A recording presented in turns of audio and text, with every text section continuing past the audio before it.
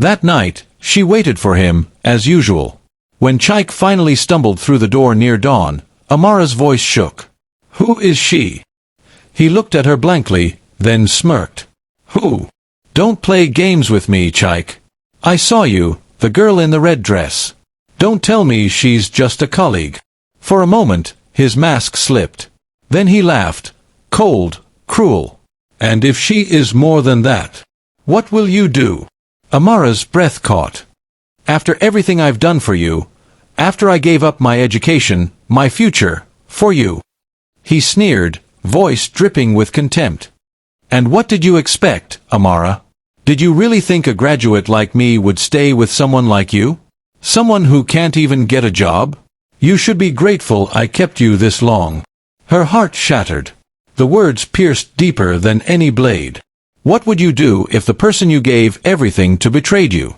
How far would you go for love, and what happens when sacrifice isn't enough? Don't miss a single moment of Amara's journey, from heartbreak and betrayal to resilience, revenge, and the love that waited patiently in the shadows. Watch the full story unfold, and discover how one woman's courage changed everything. The sun was already dipping behind the rust-colored rooftops of Lagos, throwing long shadows across the narrow streets. Children's laughter echoed from a nearby compound, and the smell of fried plantain drifted in the air. Amara sat on a wooden bench outside her tiny apartment, her books open on her lap, but her eyes far away. She should have been studying. In just 2 months, her exams would determine whether she could continue her university degree. But the weight in her chest was heavier than any textbook. Across from her, Chike, the man she had loved since her teenage years, paced with restless energy. He was tall, handsome in a rugged way, his ambition shining even brighter than his smile. "Amara," he said, finally stopping to face her. "You know I have what it takes to make something of myself. But if I can't finish my education, what will become of us? How can I give you the life you deserve?"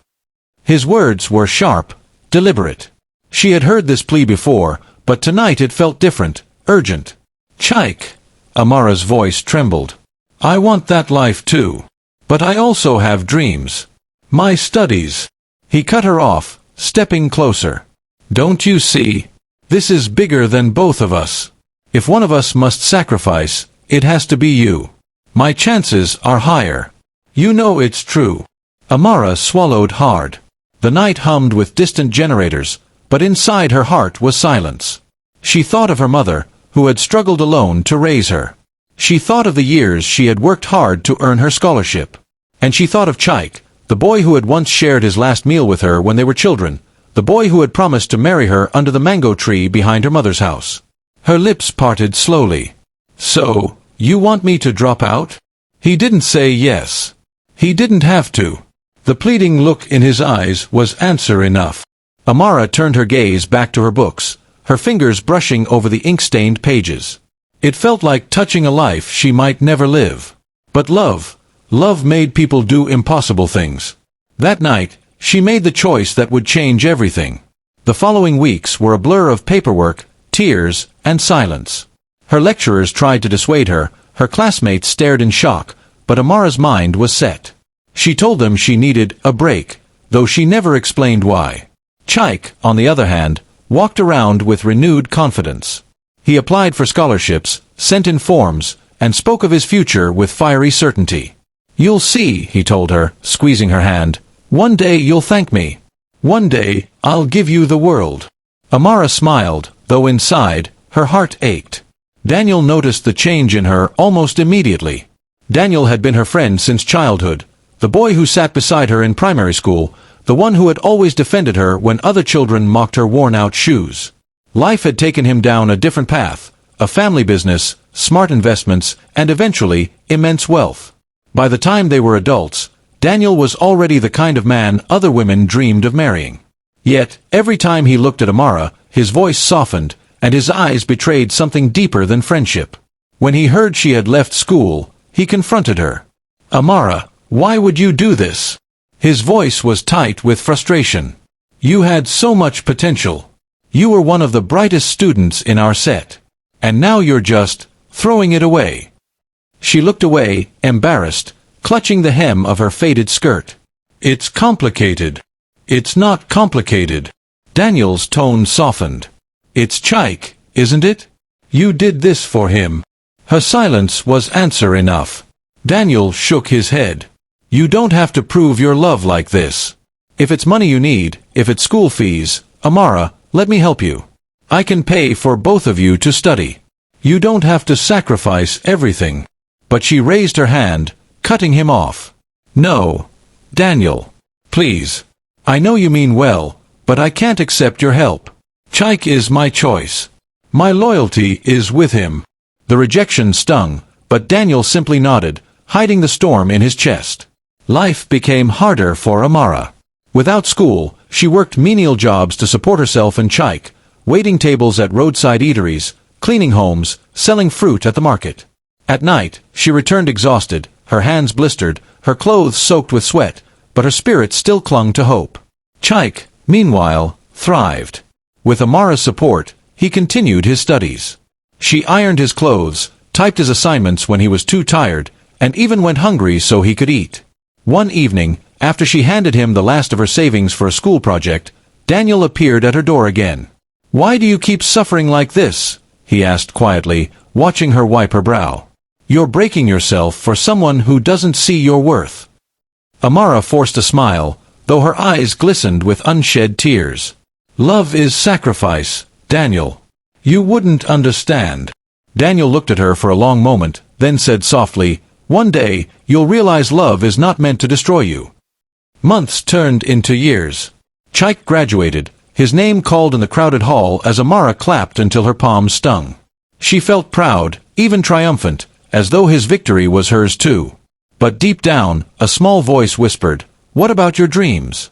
Amara silenced it. She had chosen this path. For love. That night, as she lay awake listening to the hum of the city, Amara thought of everything she had given up. Her books, her future, the safety Daniel had offered her.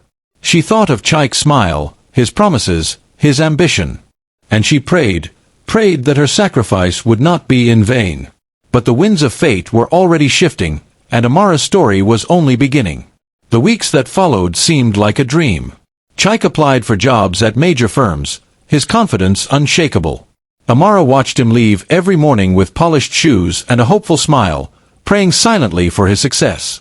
Then, one afternoon, he returned home with a letter in his hand. His eyes were wide, his breath ragged. "I got it!" he shouted, pulling her into a tight embrace. "A position at a top company, starting salary higher than anything I've ever imagined." Amara laughed through tears, clapping her hands like a child. "Oh, Chike! I knew it! I knew your time would come."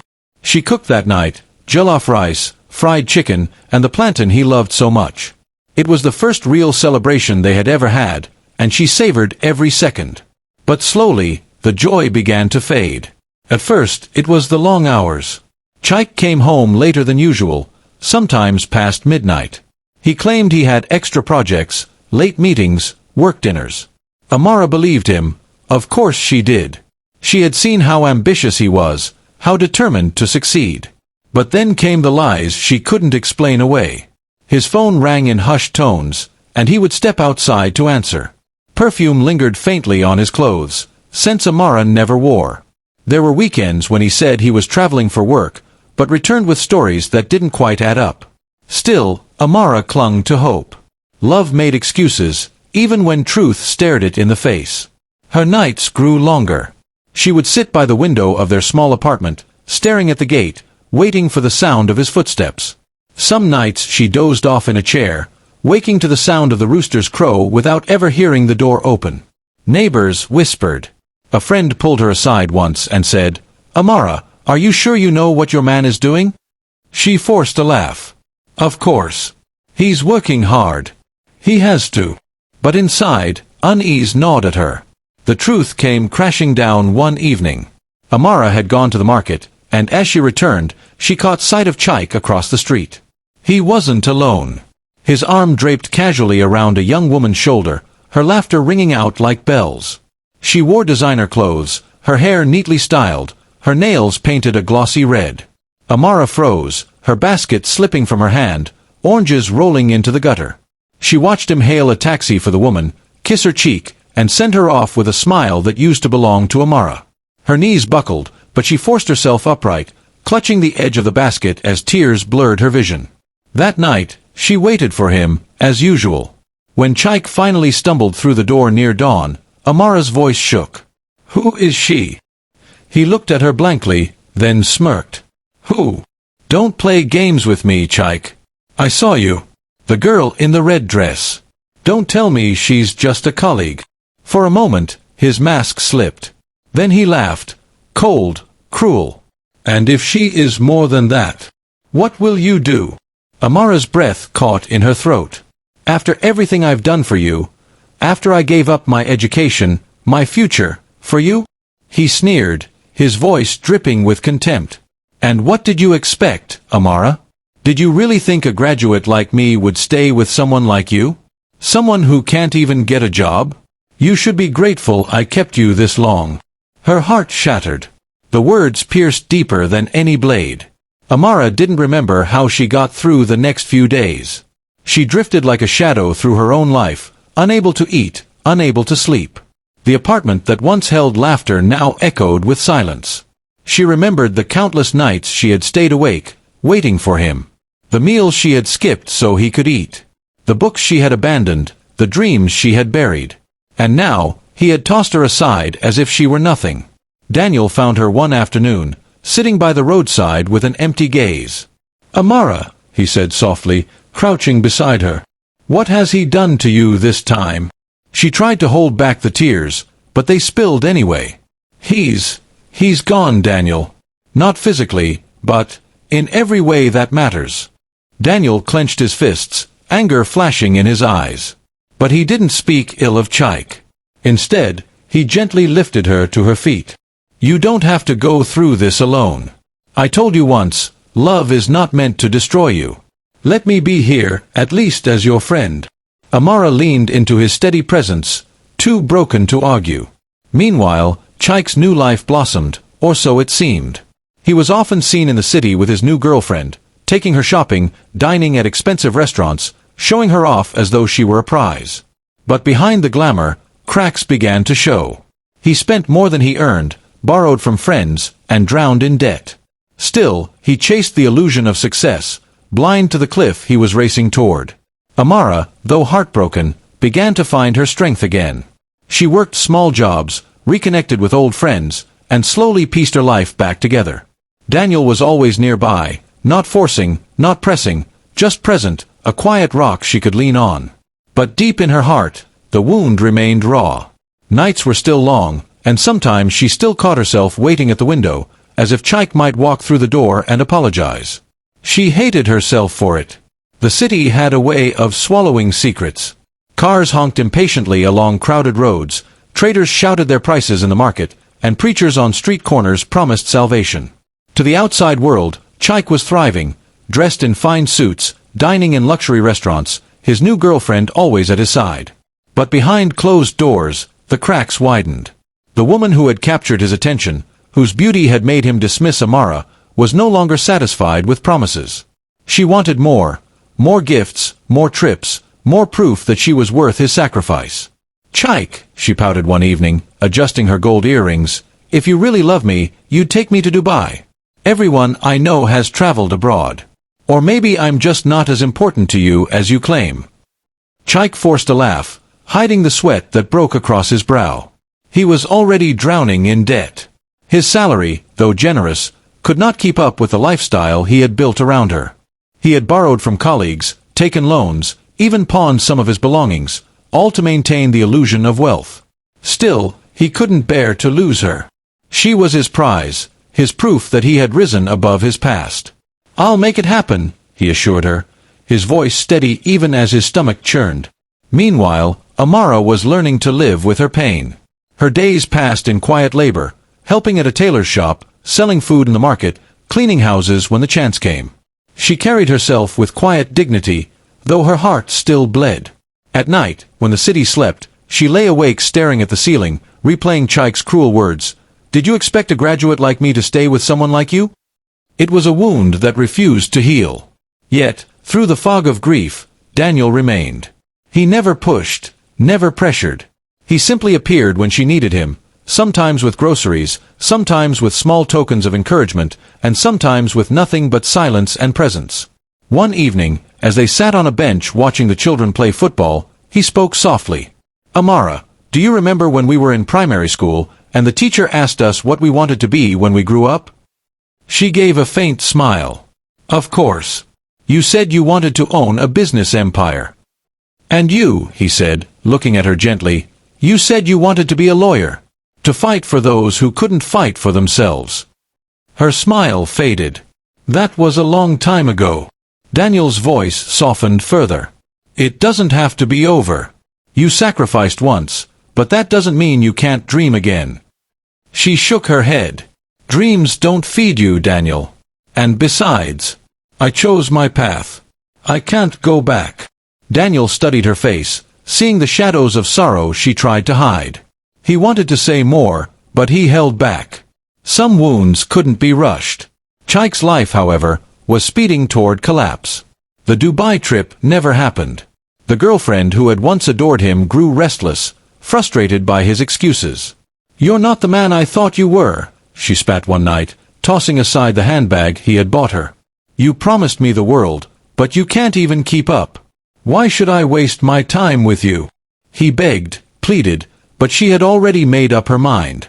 She left him, stepping into the arms of another man who could offer her more. Within weeks, Chike's debts caught up with him. Creditors knocked on his door. Friends who had once admired him now avoided him.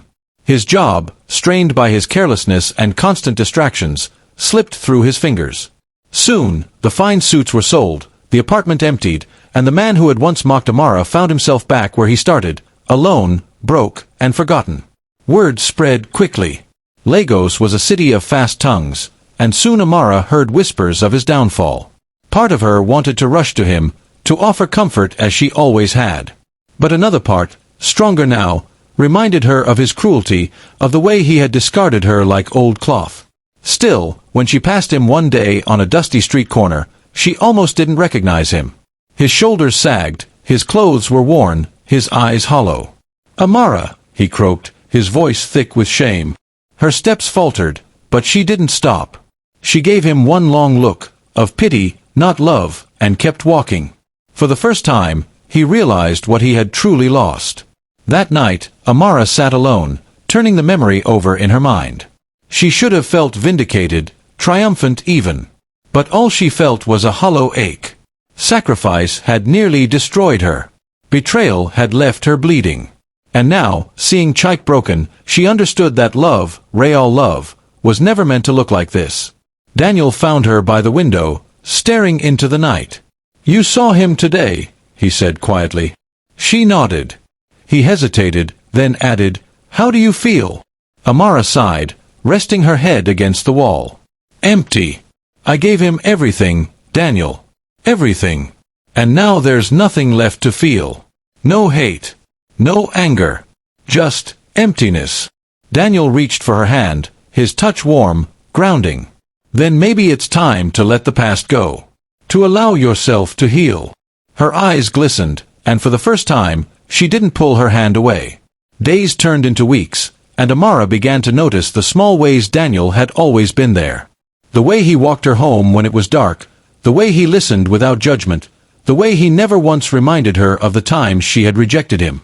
One evening, he surprised her with a simple gift, a set of notebooks and pens. "What's this?" she asked, puzzled. "Dreams don't die, Amara," he said with a gentle smile. "They only wait for you to return to them." Her heart swelled, not with the fiery passion she had once felt for Chike, but with something steadier, safer. A warmth that promised healing, not destruction. The night was soft with the scent of blooming hibiscus, the stars scattered across the Lagos sky like watchful eyes. Amara sat on the balcony of her new home, her fingers curled around a steaming cup of tea. The quiet hum of the city reached her ears, but inside her heart was still. For the first time in years, she was at peace. Daniel stepped outside, his presence filling the space with a warmth that no blanket could provide. He had been her anchor in the storm, the friend who refused to let her drown when the world seemed eager to swallow her whole. He placed a hand gently on her shoulder, and she tilted her head toward him, a small smile lighting her face. "You're quiet tonight," Daniel said, settling beside her.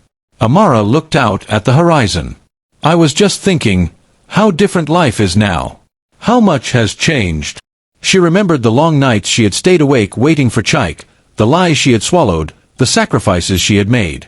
Her chest no longer burned with bitterness, but the scars were there, faint reminders of love misplaced. "Do you regret it?" Daniel asked softly. Amara turned to face him, her eyes calm but steady. "No. I don't regret loving him. Even though it broke me, it also taught me what love should not be.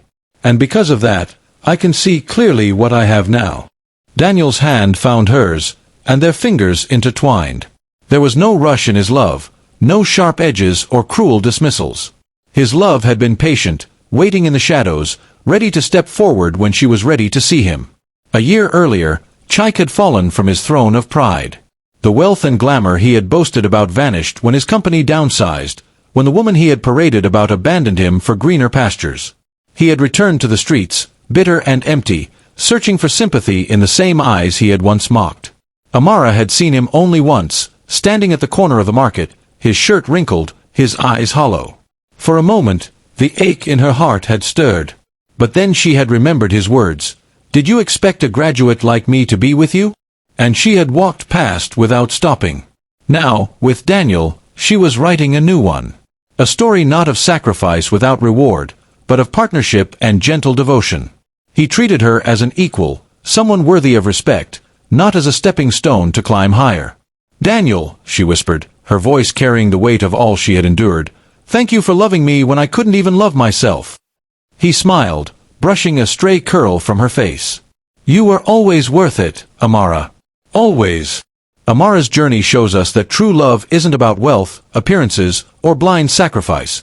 It's about loyalty, patience, and the courage to stand by someone who truly values you.